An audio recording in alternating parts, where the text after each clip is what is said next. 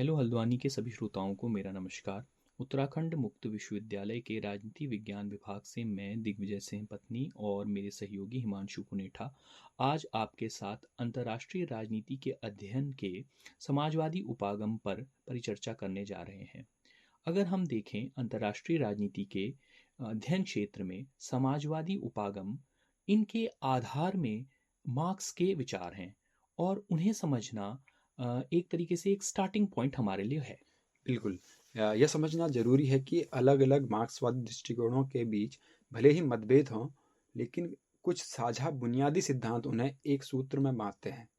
मार्क्सवाद समाज को एक समग्र रूप में देखता है, जहां इतिहास, अर्थव्यवस्था, राजनीति और अंतर्राष्ट्रीय संबंध अलग-अलग नहीं बल्कि एक दूसरे से जुड़े होते हैं।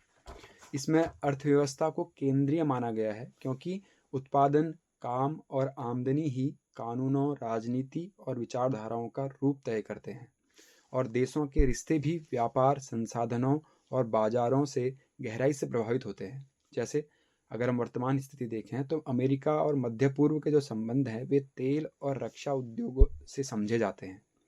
मार्क्स का ऐतिहासिक भौतिकवाद बताता है कि इतिहास की दिशा मूलतः आर्थिक विकास और संसाधनों के नियंत्रण से तय होती है। इसी से जुड़ा हो उनका आधार और अधिरचना का विचार यह समझाता है कि आर्थिक ढांचा बदलता है तो कानून, संस्कृति और राजनीति भी बदलते हैं। मार्क्सवाद का सबसे निर्णायक तत्व वर्ग संघर्ष है। पूंजीपति और मजदूर वर्ग के टकराते हित ही इतिहास को आगे बढ़ाते हैं। और अंत में मार्क्सवाद सिर्फ दुनिया को समझने की नहीं बल्कि उसे बदलने की बात करता है, जिसे इमेंसिपेशन, शोषण से मुक्ति और बराबरी पर आधारित समाज की ओर बढ़ने की दिशा में कदम वे कहते हैं कि बढ़ाना हमको चाहिए। बिल्कुल, ये तो थे मार्क्स के जो आधारभूत उनकी विचारधारा है, उसके उसका कुछ एक परिचय।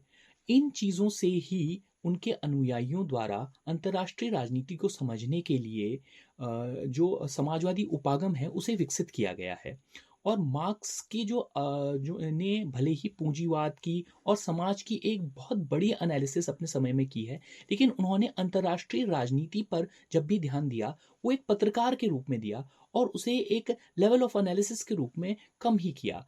इसको आपका एक तरीके से सुलझाने के लिए उनके बाद के अनुयायी, जो बाद के मार्क्सिस्ट हैं, उन्होंने कोशिश करी है। उनमें पहली थी रोजा लग्जमबर्ग, जिन्होंने 1913 में अक्यूमुलेशन ऑफ कैपिटल में ये कहा कि पूंजीवाद जो है वह एक बंद व्यवस्था नहीं है, एक क्लोज सिस्टम नहीं है। उसमें, क्योंकि उस जमाने में उपनिवेशवाद और साम्राज्यवाद एक तरीके से चरम पे था, तो जो उपनिवेश हैं उनका भी एक बहुत महत्वपूर्ण एक योगदान है इस जो पूरे पूंजीवादी जो व्यवस्था है उसको बनाए रखने में। बिल्कुल। और जो उपनिवेश हैं उनका शोषण जो है वो एक तरीके से पूंजीवादी जो आपका व्यवस्था है उसके लिए जरूरी है। और इसी प्रकार गैर पूंजीवादी जो क्षेत्र हैं उनमें पूंजीवाद फैल रहा है उपनिवेशवाद के रूप में। इसी चीज को लेनिन ने भी आगे बढ़ाया। बिल्कुल। लेनिन बोलते हैं कि जो ये पूंजीवाद है, पूंजीवाद की जो अब की जो स्थिति है, वो बोलते हैं कि पूंजीवाद जो है अब अपने सबसे ऊंचे और अंतिम चरण में पहुंच चुका है, जिसे वे कहते हैं कि एकाधिकार पूंजीवाद या फिर मोनोपोली कैपिटलिज्म भी वे कहते हैं। और इस दौर में वे बोलते हैं कि जो विश्व है वो दो हिस्सों में बंट चुका है, एक है केंद्र और दूसरा है परिधि। बिल्कुल, केंद्र और परिधि का जो एक सिद्धांत की शुरुआत आपका जो लेनिन का imperialism the highest stage of capitalism, उनकी 1917 की जो एक तरीके से पैम्पलेट था, उसमें उसकी शुरुआत होती है। और उनका ये मानना है कि जो उपनिवेशवादी देश हैं वह एक तरीके से केंद्र हैं और उनके आर्थिक हित ही जो परिधि है, जो उपनिवेश हैं, उनको चलाते हैं। और एक महत्वपूर्ण चीज वो ये कहते हैं कि जो केंद्र है वह जो परिधि का शोषण कर रहा है, उससे जो उसको प्रॉफिट मिलता है, उससे वो अपने वहाँ जो उसके डोमेस्टिक सोसाइटी है उसमें जो आपका एक तरीके से जो प्रोलेटेरिएट है, जो सर्वहारा है, उसको थोड़ा बहुत मदद करता है और इस प्रकार उसको क्रांति से विमुख करता है। तो उनका ये मानना है कि जो सर्वहारा आपका केंद्र है और सर्वहारा जो परिधि में है, उनके भी हित जो है अब एक नहीं रहे हैं। एक इंटरनेशनल जो एक वर्कर्स का एक तरीके से एक सिमिलर हित होते हैं, ऐसा नहीं है। यह केंद्र और परिधि के कारण है। केंद्र और परिधि के जो यह सिद्धांत है उसको आगे जाके निर्भरता जो आपका स्कूल था, जो डिपेंडेंसी स्कूल था, उसने आगे बढ़ाया। बिल्कुल, निर्भरता जो सिद्धांत है, राहुल प्रेविश मोस्टली उन्होंने इस पर अपने विचार स्पष्ट किए थे कि जो परिधि और जो केंद्र है, उन दोनों के मध्य जो संबंध है, वो संबंध क्या है, वो विपरीत है। अगर हम देखें, जो केंद्र है, केंद्र परिधि से संसाधनों का उपभोग करके स्वयं तो विकास कर रहा है उत्तरोत्तर, लेकिन जो परिधि है, परिधि उसी अनुपात में और करीब होती जा रही है, और यही जो है, ये निर्भरता है एक दूसरों के बीच में। और समय के साथ जो रॉ मटेरियल या फिर जो कच्चा माल परिधि से लेकर जो केंद्र मुनाफा कमा रहा है, उसके मध्य जो एक उदाहरण देते हुए उन्होंने ये कहा था कि जो कॉफ़ी है, कॉफ़ी और एक वॉशिंग मशीन का उन्होंने उदाहरण दिया था। मानो अगर एक बोरी अगर कॉफ़ी है, उस कॉफ़ी के बदले में अगर एक मशीन मिल रही है, तो कालांतर में विकास इस तरह से बढ़ेगा कि वही 4 बोरे हम लोगों को कॉफ़ी देनी पड़ेगी, जो परिधि के देश हैं उन्होंने, तब जाके उसे एक मशीन मिलेगी। बिल्कुल, ये जो निर्भरता का सिद्धांत था, वो एक तरीके से जो लैटिन अमेरिकन देश थे, क्योंकि राउल प्रबिश और उसके बाद भी जो उसमें विचारक रहे, आंड्रे गुंडर फ्रैंक हों या फर्नांडो हेनरिक कार्डोसो हों, वो लोग सभी लैटिन अमेरिकन कंट्रीज़ के थे, और उनका ये एक इतिहास था, क्योंकि वो लोग कच्चा माल जो था, वह अमेरिका को एक तरीके से निर्यात करते थे, और अमेरिका से जो आपका मैन्युफैक्चर्ड गुड आयात करते थे, और इस कारण उनके देश जो थे, वो उनकी जो आर्थिकी थी, वो तो विकसित नहीं हो पा रही थी, और इसका फायदा जो था एक तरीके से जो जो विकसित देश अमेरिका था, वो ले रहा था। तो ये केंद्र और परिधि का जो सिद्धांत है, उन्होंने इसमें लगाया, और इसमें वो महत्वपूर्ण जो, जैसे कि हिमांशु जी ने बताया, कि इसको वो कहते हैं डिक्लाइनिंग टर्म्स ऑफ ट्रेड।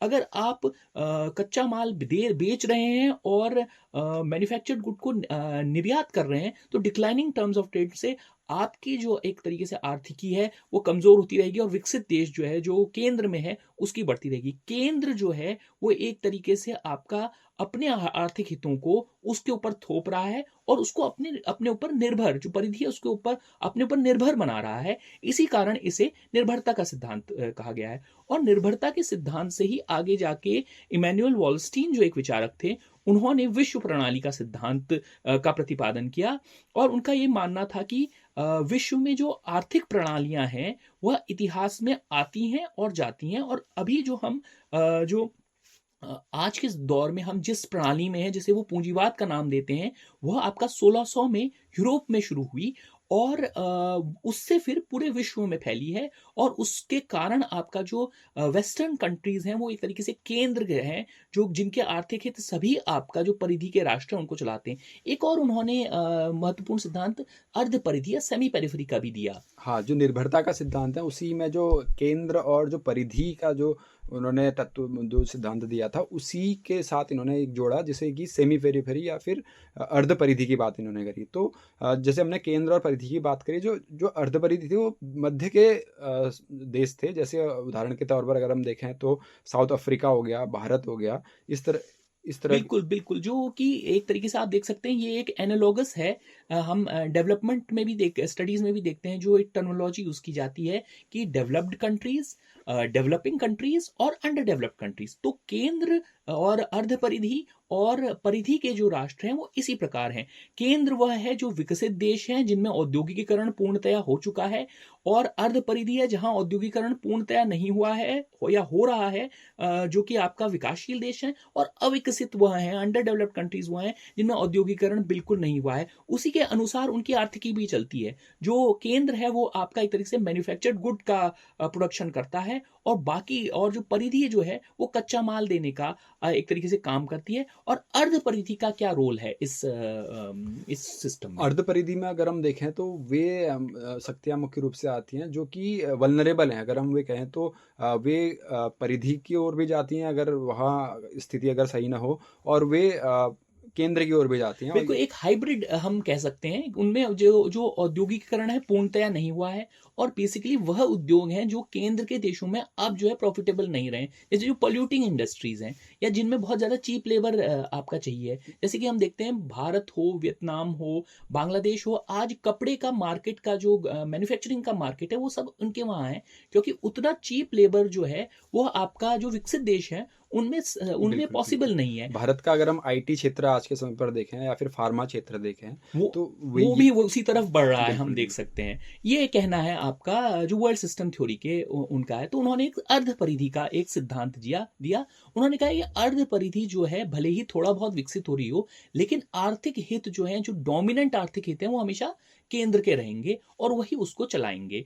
और एक महत्वपूर्ण चीज इमैनुअल वॉलस्टीन ने कहा कि क्योंकि ये प्रणालियां बनती और खत्म होती हैं, तो ये आज की भी जो पूंजीवादी व्यवस्था है वह भी आपका एक प्रणाली है जिसका उद्भव भी हुआ, जिसका विकास भी हुआ और उसका अंत भी होगा। और उनका मानना है कि भले ही जो शीत युद्ध जब खत्म हुआ तो उदारवादियों ने एक तरीके से अपनी विजय घोषित करी, तो वॉलस्टीन ये कहते हैं कि यह विजय नहीं है, यह अंत की शुरुआत है। और वो कहते हैं कि मैं एक तरीके से विंडिकेट हो गया जब आपका 2008 में आर्थिक जो एक तरीके से संकट आया, और उसके बाद आर्थिकी हम जानते हैं कि विश्व आर्थिकी धीरे धीरे संकट में ही वो गुजर रही है, पर्यावरण भी संकट आ रहा है। तो उनका मानना है कि यह भी एक तरीके से अपने मतलब एक तरीके से अंत की तरफ जा रहा है जो ये प्रणाली है। और अब एक नई प्रणाली इसके बाद आएगी, वह क्या होगी उस पर भी वो उनके कई प्रकार के विचार हैं। तो ये आपका विश्व प्रणाली सिस्टम था।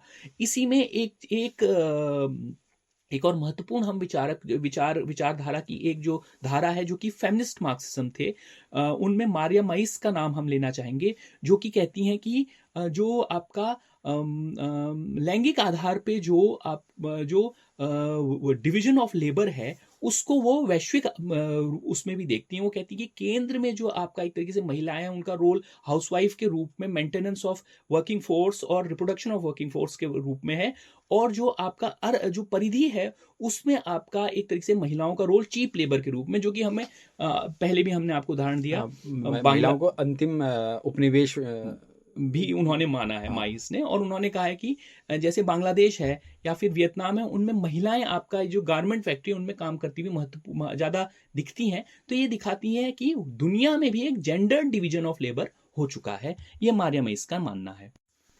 तो श्रोताओं, ये था हमारा समाजवादी उपागम जो अंतर्राष्ट्रीय अध्ययन क्षेत्र है, उसके समाजवादी उपागमों की परिचर्चा का भाग 1। हाँ, इसमें अभी कुछ अन्य जो सिद्धांत हैं, जैसे क्रिटिकल थ्योरी है, ग्रामसियनिज्म है, और अनइवन डेवलपमेंट हो गया, या फिर संयुक्त और असामान्य जो विकास है, उसकी थ्योरीज जो हैं वो हम आपके साथ आने वाला जो हमारा भाग रहेगा उसमें करेंगे। तो हमसे फिर जुड़ने के लिए मैं आपसे अनुरोध करता हूँ। धन्यवाद।